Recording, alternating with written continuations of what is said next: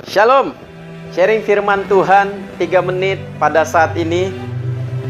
Saya beri judul Belajar Berkata Cukup.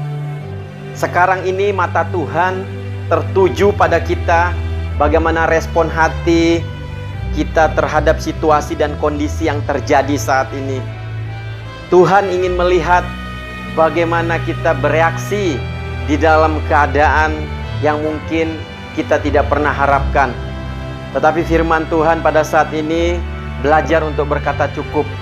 Dasar dari firman Tuhan pada saat ini saya ambil dari 1 Raja-Raja 21 ayat yang pertama sampai ayat yang keempat. Demikian firman Tuhan.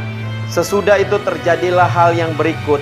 Nabot orang Yizreel mempunyai kebun anggur di Yizreel, di samping istana Ahab, Raja Samaria.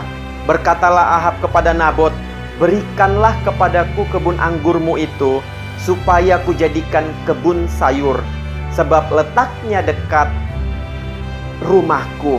Aku akan memberikan kepadamu kebun anggur yang lebih baik daripada itu sebagai gantinya. Atau jikalau engkau lebih suka, aku akan membayar harganya kepadamu dengan uang." Jawab Nabot kepada Ahab, "Kiranya Tuhan menghindarkan aku daripada memberikan milik pusaka nenek moyangku kepadamu." Lalu masuklah Ahab ke dalam istananya dengan kesal hatinya dan gusar karena perkataan yang dikatakan Nabot orang Yizreel itu kepadanya, "Tidak akan kuberikan kepadamu milik pusaka nenek moyangku." Maka berbaringlah ia di tempat tidurnya dan menelungkupkan mukanya dan tidak mau makan. Ahab adalah raja ke-8 Israel Utara yang memiliki sifat tidak dewasa. Pada saat keinginannya tidak terpenuhi, Ahab memiliki sikap yang berespon negatif.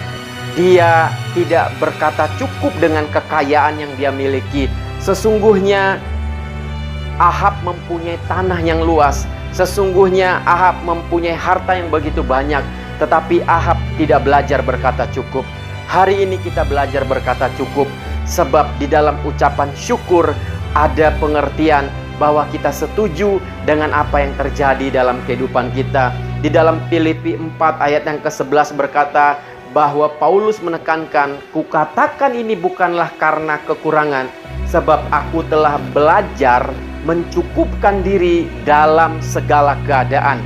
Garis bawahi dalam kata dalam segala keadaan. Apapun kondisi kita saat ini, ekonomi kita, keluarga kita, dan apa yang kita alami, belajar berkata cukup supaya kita melihat karya Tuhan, kuasa Tuhan dalam kehidupan kita. Tuhan Yesus memberkati kita semuanya. Amin.